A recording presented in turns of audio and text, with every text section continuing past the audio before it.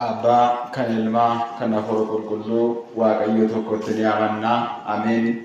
Hundumaa fuula duraa Waaqayyo Gooftichi gooftotaa, Waaqayyo Mootichi moototaa, haraanis nu ta'ee maqaa isaatiidhaan isa guddaa, maqaa isaa isa jabaa, maqaa isaa isa humna qabuutiin kan walitti nu qabee galanni Waaqaa abbootii keenyaatiif haa ta'u.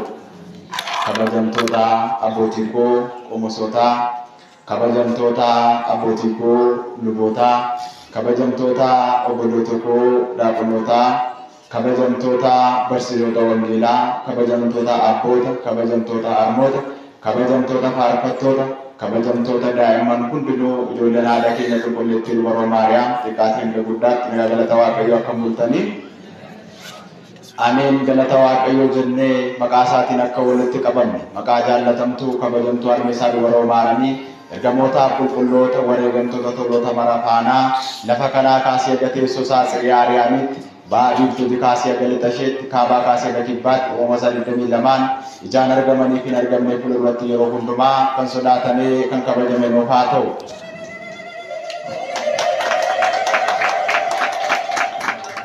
Egaa dhugaadhumatti otoo gara barumsa keenyaatti hin ce'in fuula duraa waan guddaa waan cimaa tokko isin yaadachiisa. Innis maal yoo jettanii guyyaan har'aa kun abbaa hundumaa kan ta'e abbaa hundumaas kan jedhame Waaqayyo sanyii kee akka urjiiwwan samii keessaa siif nan baay'isa kan jedhee guyyaa itti haadhi manaa Abrahaam guyyaa isheen itti foon isheedhaaf lubbuun ishee addaan ba'ee guyyaa keessa ayyaanni waggaa isheetti guyyaan yaadatamu har'aadha. Waaqayyo eebba ishee waadaa ishee nurraa bushu. Karaa adda biraa abbaan keenya abbaan Mo'is namni jedhamus guyyaan itti wareegame. Karaa adda biraa abbaan Agoobis namni jedhamus guyyaan itti wareegamedha. Wareegamummaa isaatiin Waaqayyo dhiifatama cubbuu nu taasisee hunduma keenyaa wajjin Waaqayyo haa ta'u. Egaa maatiiwwan Waaqayyo namni danda'ee sagalee Waaqayyo barsiisuu hin jiru. Humna ittiin barsiisuu namni qabu hin jiru. Sagalee Waaqayyo dubbachuudhaaf namni dandeettii qabu hin jiru. Namni ga'aanis hin jiru. Waaqayyo inni ga'aa ta'ee Waaqayyo inni humna qabu beekaan beektotaa ogeessa ogeessotaa inni ta'ee anaan nama dadhabaa nama waa tokko hin beekne iccitii isaa dhokataa Waaqayyo achi asanaaf dhiyeessee arraba koorra kaa'ee isiniif immoo lapheerra kaa'ee Waaqni Hafuura Qulqulluun hunduma keenyaa barsiisu. Mata dureen barumsa keenyaa har'a waliin barannu waa'ee mana Waaqayyoo ilaalchisee kan waliin barannu ta'a. Mata dureen barumsa keenyaa kottaa gara mana Waaqayyootti ol baanaa. Kottaa iddoo mana Waaqayyoo iddoo itti Yaaqoob Waaqayyoodhaan waaqessaa turetti ol baana. Kitaaba raajii Isaayyaas boqonnaa 2 lakkoofsa 3.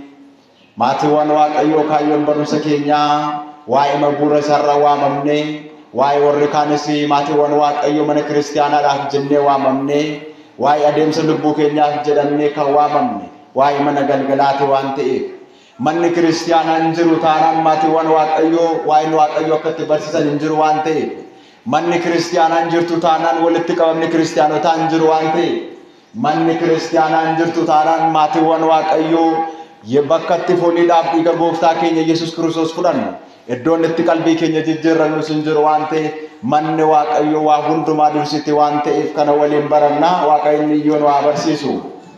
Egaa maatiiwwan Waaqayyoo kottaa gara mana Waaqayyoo iddoo kan Yaaqoobitti ol baanaa kan jedhee Waaqayyoo isa hundumaa gochuu danda'u karaa raajicha isaa kan ta'e Isaayyaas nama dubbateedha. Maatiiwwan Waaqayyoo raajichi Isaayyaas namni jedhamu kun ilmi Amoos bara 740 kaasee hanga bara 668tti dhaloota gooftaa keenyaa fayyisaa keenya Yesuus Kiristoos fuula duraa nama raajaa turedha. Raajinni raajaa tures raajii ajaa'iba ture.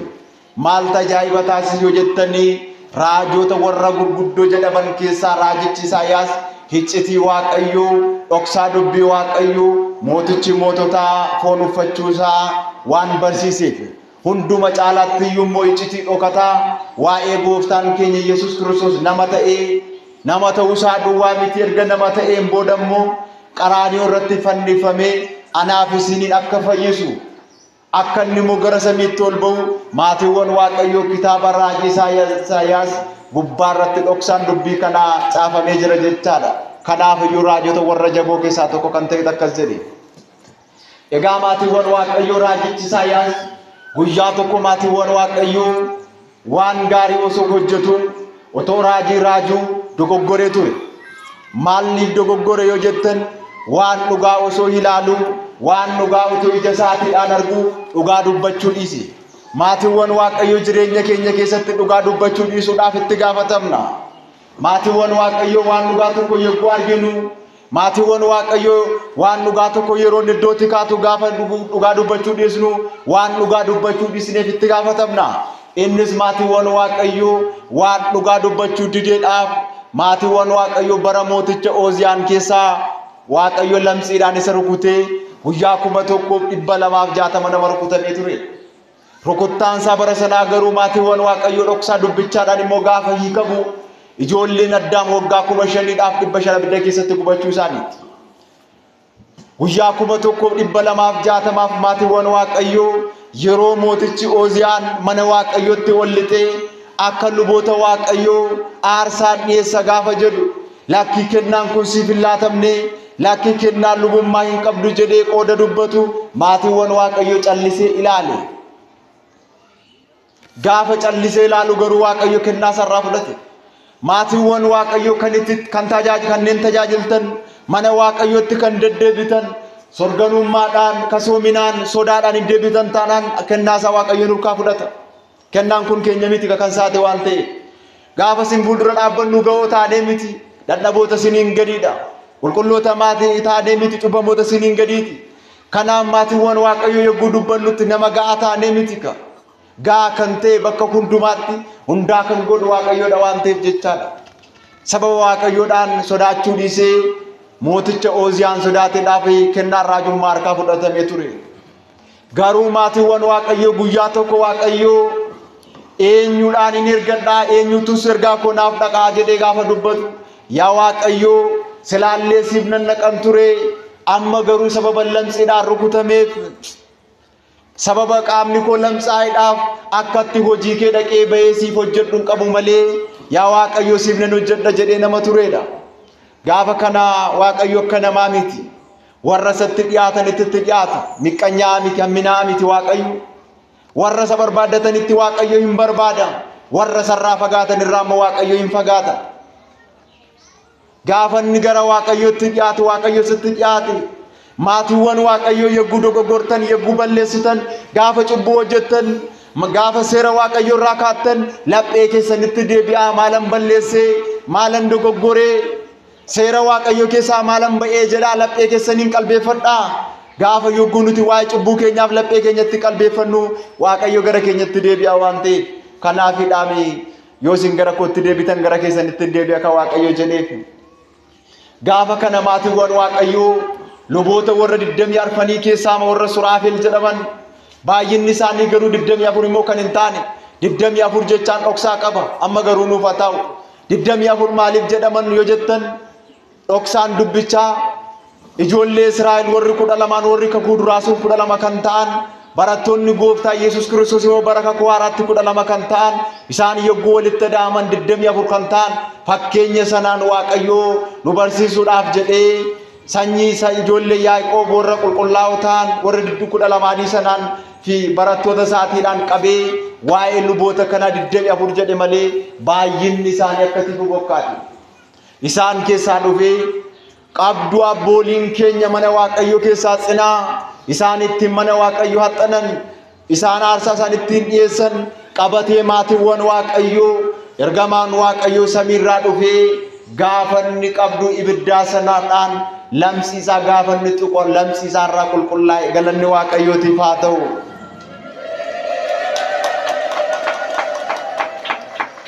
Lamsii cubbuudhaan badiisa cubbuudhaan yakka cubbuudhaan qalbii jijjiirrannaa dhiisnee badiisaadhaan maatiiwwan Waaqayyoo daandii jireenyaarraa daandii badiisaatti daandii mootummaa Waaqayyoorraa daandii hallayyaatti kan godhan hunduma isaa Waaqayyo gara jireenyaatti deebisee umurii qalbii jijjiirrannaa Waaqayyo isaaniif haa laatu. Nu warra mana isaa keessa jirruuf immoo akka qalbii jijjiirannuuf Waaqayyo nu haa gargaaru. Nama kanatu maatiiwwan Waaqayyo ijoollee Israa'eliidhaan maal jedhee kottaa gara mana Waaqayyootti ol baanaa. Iddoo Yaaqoob Waaqayyoon itti galateeffachaa ture.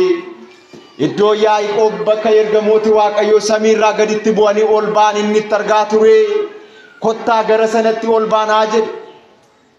mana waaqayyo jechaan maal jechaadha hayyoonni 318 yaa'ii qiyyaarratti maal ka'an amantii abboolii keenyaa matsaafa amantii abbootii keenyaa yookaan haymaanota aba'uusa jennu sana boqonnaa 20 maatiiwwan waaqayyo lakkoomsa 25 hanga 26 gubbaarratti maal jedhan guyyaa dilbata wobboroodhaan ka'ii gara mana waaqayyo deemi gaafa deemtu garuu waa'ee cubbuu keetii immoo yaadadhu yaadachuu duwwaa miti cubbuu keedhaaf qalbii kee jijjiirradhu gaafa qalbii jijjiirrattu cubbuu kee hundumaa mataa jabaattes kanas hojjette wallaalummaa keedhaan foon kee sossobee kanas hojjechiises hundumaadhaaf qalbii kee jijjiirradhu gaafa dhattu garuu kasoo midhaadhaan malee annama cimaadha jettee hin dhiyaatini gadi jechuudhaan dhiyaadhu gaafati gadi jettu waaqayyo ol si qabaa gaafa kana gadi jechuu kee laalee waaqayyo inni hundumaa gochuu danda'u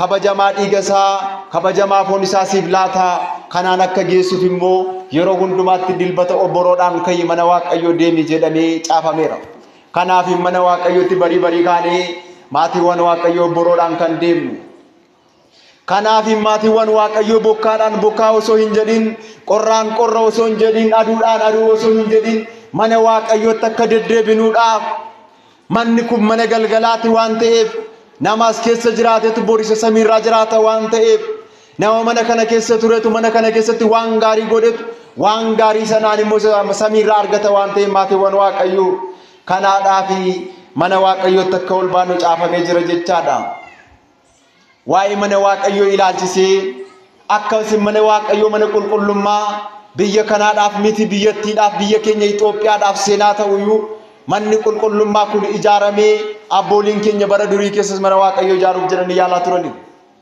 isaan keessaa maatiiwwan waaqayyo baay'ee gaddee otoo ani nama cimaa ta'ee jiru otoo ani mootii ta'ee jiru otoo ani nama aangoo bara kootii keessa aangoo qabadhee jiru ijoollee Israa'eliidhaan geggeessu manni waaqayyo akkamittiidhaan dunkaana keessa taa'a jedhee jedha mootichi Daawit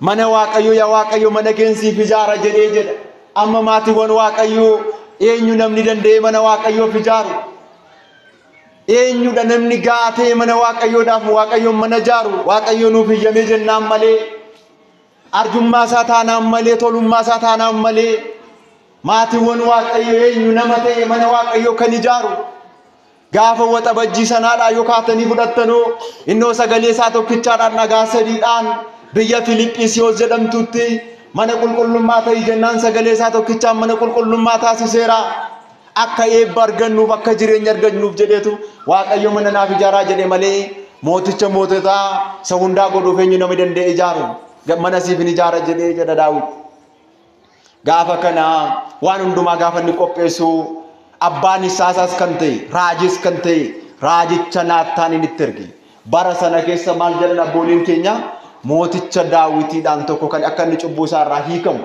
akka inni cubbuu isaarraa fayyu akkuma nuti abbooliin keenya tokkoon tokkoo keenya abbaa qalbii jijjiirrannaa kan qabnu abbaa qalbii jijjiirrannaa keenyaadhaatti cubbuu keenya himannee akka fayyinu akka mootummaa waaqayyoof qophoofnu abbooliin keenya kun kan nu taasisan bara sana keessa cubbuu isaadhaaf dhiifatama cubbuu kan argate karaa raajicha Naataan ture waaqayyo raajicha Naataaniin gara isaatti ergee mana qulqullummaa siif nan ijaara jechuun kellee waan gaarii ture mana qulqullummaa ijaaruun kellee gaarii ture karoorri kellee gaarii ture garuu ati mana qulqullummaa koo naaf hin ijaartu mana qulqullummaa koo kan naaf ijaaru simiti mucaa keeti jedhee jedha amma utuu nu ta'e inaarruu maatiiwwan waaqayyo utuu mana qulqullummaa kana utuu ijaaraa jirru mana qulqullummaa guddicha haadha Yesuus Kiristoos haadha mooticha moototaa utuu ijaaraa jirru otoo kaanii maatiiwwan waaqayyo mana qulqullummaa kana ijaaree dhiisinuun jedhanii yookaan waa tokko nuun jedhanii mufanna ni aarra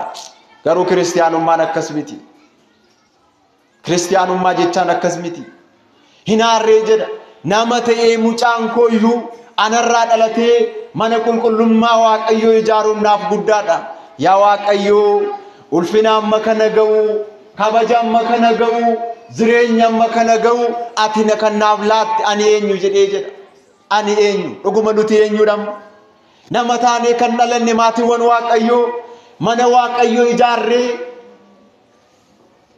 mana waaqayyoo ijaarree keessatti qalbii keenya jijjiirrannee foon waaqayyoo dhiiga waaqayyoo keessatti fudhannee mana waaqayyoo keessa akka jiraannu kan taane kan nu taasise nu eenyudha? Dandeettii keenyaadhaan maatiiwwan waaqayyoo qabeenya keenyaanii beekumsa keenyaanii innoo yoo barbaade waaqayyo keenya kirubeeliin teessoo isaa godhatee akka isaan itti kabajamaniin taasise malee kirubeeli yoo teessoo isaa baachuu hin danda'ani. Suraafel yoo ta'e yoo galata sikendii tokkotu addaan hin kutiin sa'aatii 24 guutuu galata isaaf dhiyeessu maatiiwwan waaqayyoo sadarkaa kanaan kabaja kanaan kan nu ga'e eenyu jennee gaafa mana waaqayyootti deebinu gaafa mana waaqayyoo kanaaf kennaa jedhanii gaafa nutti lallaban gaafa abbooliin keenya nutti himan kan kanaan nu ga'e eenyu jennee ani eenyu jennee of gaafannee beenna. Ani eenyu jedhee qalbeeffatee jedha.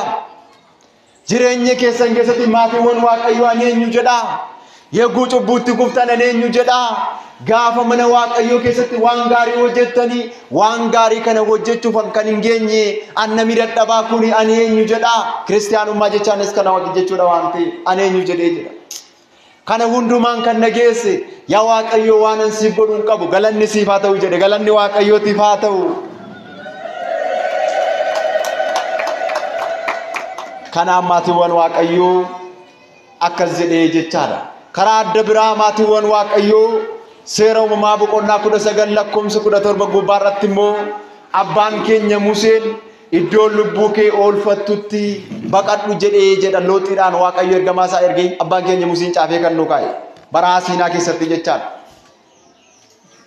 Amma maatiiwwan waaqayyoo lubbuu keenya eessatti ga'e oolfanna. Amma waan hundumtuu bitaa galeera. Maatiiwwan waaqayyoo waan hundumtuu dhukkubni mucaa namaatti bitaa galeera. Nagaa dhabuun mucaa namaatti bitaa galeera. Beelli mucaa namaatti bitaa galeera. Maatiiwwan waaqayyoo qormaatii addunyaa kanaa bitaa galeera. Kana hundumaa keessaa iddoon lubbuu keenyatti oolfannu eessaati? Bara sana keessaa waa'ee Looxiidhaaf barreeffame. Har'a garuu waa'ee koo waa'ee keessaniif. Waa'ee Looxii miti. Har'a waa'ee koo waa'ee keessaniif caafamee kaa'ame. Dhaloonni bara sana waaqayyoon hin dhageenye moo dhaloota har'a addunyaa kanaati? Biyya Gamooriif Sodomaa isheen jedhamte bara sana abiddi waaqarraa samiitti gadi bu'ee ishee balleesse addunyaa kanaadha. Waaqayyoon kan hin dhageenye dubbii waaqayyootti mataa kan jabaattu jechaadha. Kanaaf maatiiwwan waaqayyoo isatti lubbuu keenya oolfanna.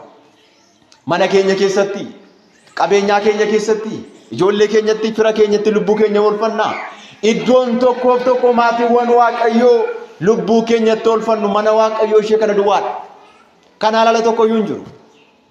Eessa yoo dhaqxan bakka kamiidhaa yoo dhaqxan biyyi lafaa cubbuudhaan guutamteetti hammeenyaan guutamteetti waan ta'e waa'ee kanaa maal jedhee Matsaafa Maqqaabiyaan isa 3ffaa boqonnaa 36 lakkoofsa 44 haga 46tti waan ajaa'ibaa tokko jedha Maqqaabiyaas.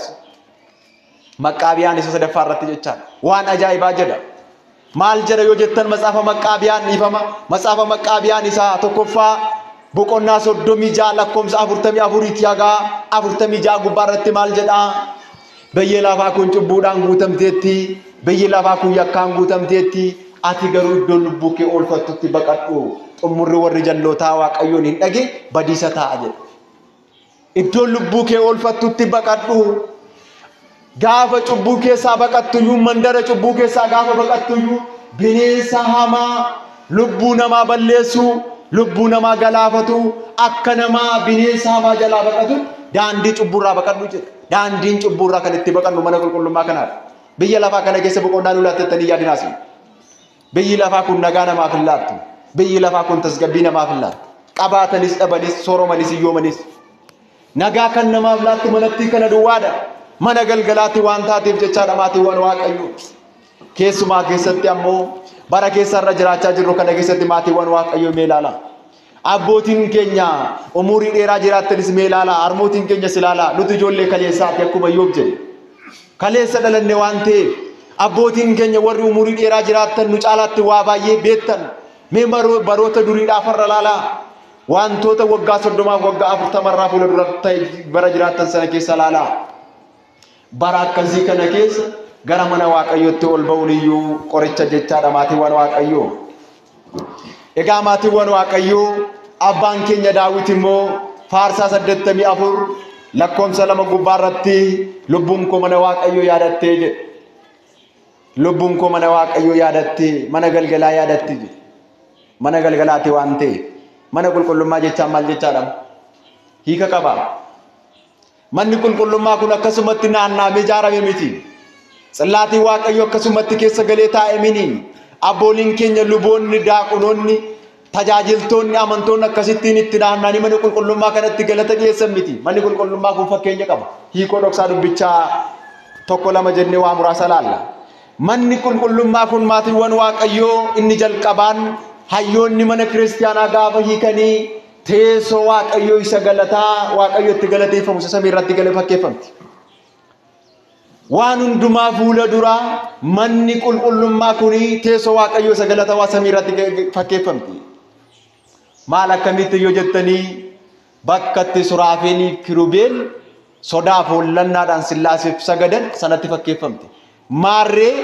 abbooliin keenya luboonni teessoo tsillaatii waaqayyootti naanna'anii galata dhiyeessan maatiiwwan waaqayyoo mana qulqullummaa kana keessa naanna'anii kan isaan haxxanan isaan fakkeenya luboota warra samiirraati amantoonni maatiiwwan waaqayyoo mana qulqullummaa kanatti naannofnee dhaabannu immoo fakkeenya kirubeeliiti kirubeel jechaanii fakkeenyaan laatamee fi kabaja isaaniif laatamee dura bu'aa isaanii ergamaa guddicha qulqulluu Gabireelii kan ta'e kabajaan isaaniif laatamee teessoo waaqayyoo baatu jedhame teessoo waaqayyoo baatu miti garuu akka isaan ittiin kabajamaniin malee ergamootii teessoo waaqayyoo baachuu hin danda'an waan ta'eef dhoksaan dubbichaa kanaan akka isaan ittiin yaadatamaniif akka isaan sadaasa saddeet tsillaatiin isaanii ittiin kabajamuufi amantoonni mana qulqullummaa kanatti naannofnee dhaabannu fakkeenya kirubeelii erga fakkeenyi keenyi lafarra miti fakkeenyi keenyi samiirraa fakkeenyi keenyi maatiiwwan waaqayyoo gara ishee samiirraa mana keenya ishee galgalaatti malee ishee addana biyya lafaa yoo ta'e manni ishee kennuuti keessa nuti jiraan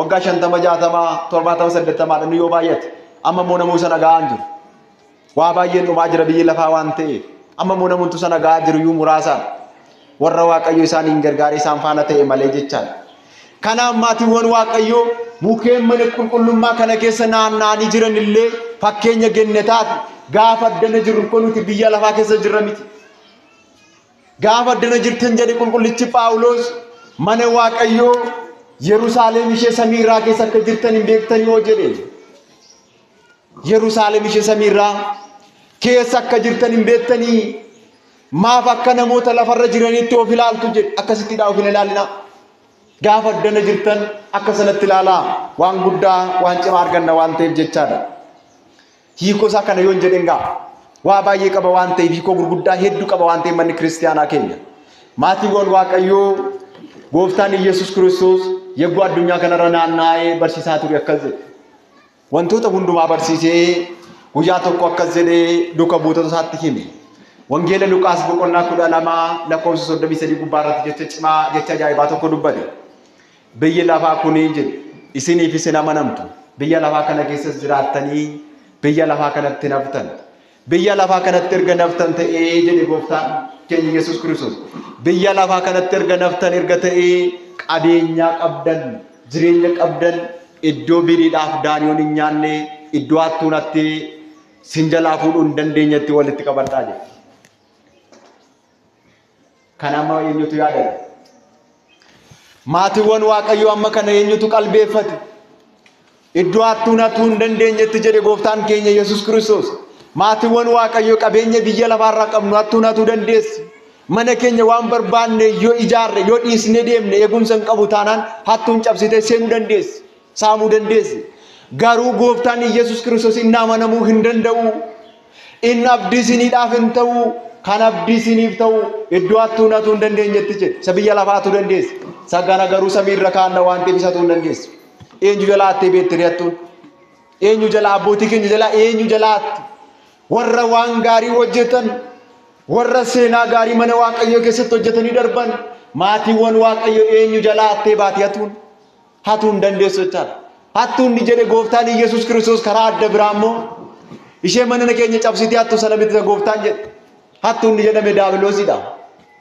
biyyi lafaa kun keessan miti biyyi lafaa kun kan warra waaqayyootti hin amannee jallootaaf taati dhumi isaan immoo badiisaadha hattuun kanatu hin dandeenye jechuun mootummaa waaqayyooti karaa adda biraa mochaan kanaaf maatiiwwan waaqayyoo achitti akka walitti qabannuuf sagaleen waaqayyoo nu ajaja jechaadha Sagaleen Waaqayyoo nu abbooma. Egaa maatiiwwan Waaqayyoo yeroo darbees kana dubbadheen ture har'as nan dubbadha. Qulqullichi Phaawulos saba warra Qorontosiidhaan barsiisuudhaaf deemee ture. Gaafa inni barsiisuudhaaf deemu barri sun bara walxaxaa bara akka keenyaa kana ture. Jireenyi mucaa namaatti bitaa galee waan hundumtuudhaan jecha qormaata hamaatu ture. Gaafa kana maatiiwwan Waaqayyoo akkas jedhe. Yaa uummata Qorontos mana Waaqayyoo ijaaruudhaaf jennee isin saanfannee mana Waaqayyoo ijaarra jennee waa'ee mana Waaqayyoo isinitti kaasna jennee isin saalfannee garuu immoo mana galgalaa waan ta'eef akkatti isin saalfannu dhabnee kanaadhaaf iyyuu ammuma humna keessanii ammuma dandeettii keessanii mana Waaqayyoodhaaf fidaa kennaa jedhee gaafatee jedha. Gaafa kana maali qabeenyaa kana Waaqatu nuuf kenne namatu nuuf kenne miti. Amma gaafa laannu akkas jennaa waa maatiiwwan Waaqayyoo gaafa akki keenya hixatu gaafa qodaa maswaatii keessa buusnu maatiiwwan Waaqayyoo gara mana Waaqayyootti xannu Waaqatu naaf kenne koomiti jennee laphee keenya amansiisni irra taanaan dhugaamatti laphee kiristiyaanota warra dhugaatti amanan dhugaatti dhuguma Waaqatu naaf kenne gaafa nu gaafatanis jechaadha.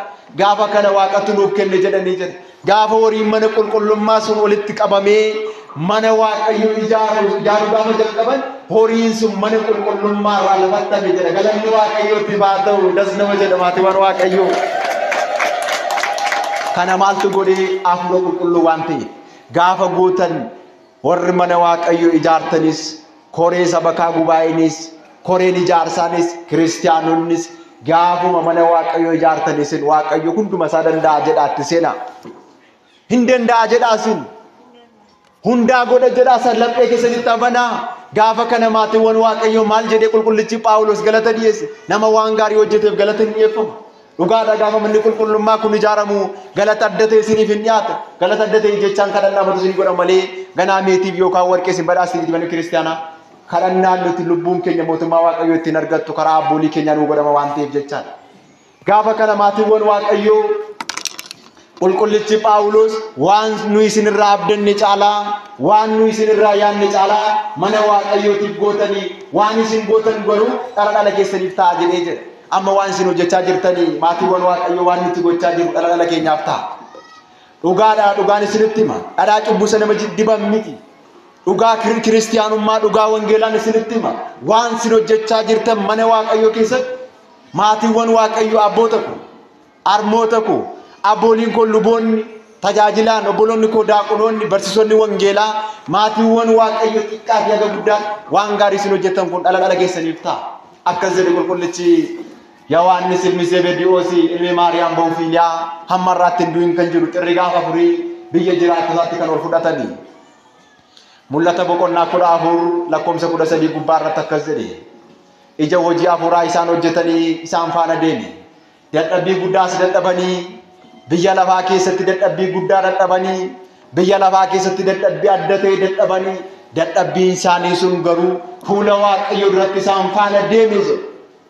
Maarree maatiiwwan Waaqayyoo kana caalaatti iyyuu jabaannee ganaa hojjennaa mamman hojjenneen yoo Waaqayyoo jedhe yoo Waaqayyoo na dandeessise yoo Waaqayyoo fayyaa naa godhe yoo Waaqayyoo foon koof lubbuu koo ol keessatti eege ganaan kana caalaatti waan gaarii hojjenne jennee yaaduu qabnaam. Maaliif jennaan ganaa nu duukaa deema. Galaana abiddaa sana nu ceesisa.